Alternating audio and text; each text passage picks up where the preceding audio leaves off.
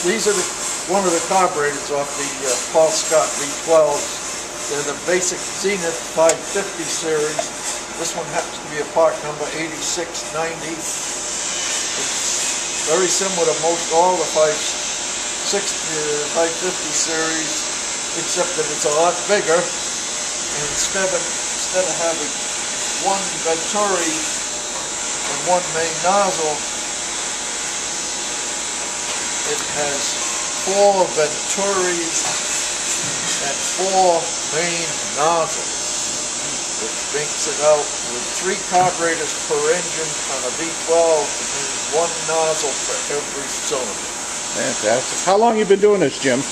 Oh, I started in 1944, so only a few years. Yeah, right. So you're going to assemble this one, put this one back together? Yep, this one is got to go back together. Yeah, I just cleaned it up. I had to tighten all the fiber gaskets in here had shrunk, so I had to go around and tighten every jet back in. It was surprising how much I could get a turn on them. Oh wow! These carburetors are built back in the 40s, so they're pretty well old, and over time the gaskets, the fiber gaskets, just dried out and shrunk. Sure, so right. I had to make sure I tightened everything up. So I had to make new gaskets for it, which was no problem, but other than that, we're going back together with it, so. Very good. Let's do it. There you are. That's it. Okay, you're on. We're starting to assemble this big old carburetor here.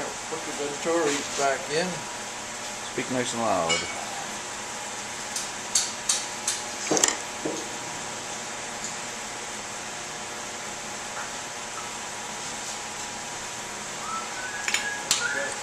Gasket here that I made.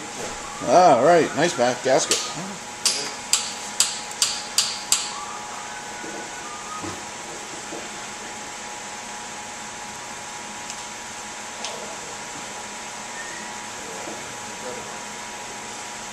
This is some fun trying to get these together. You got to line the idle jet up and the pump up. Oh yeah. Everything together to keep it going right. So.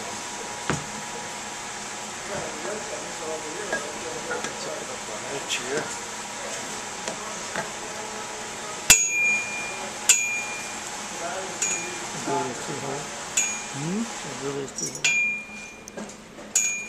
Just wait.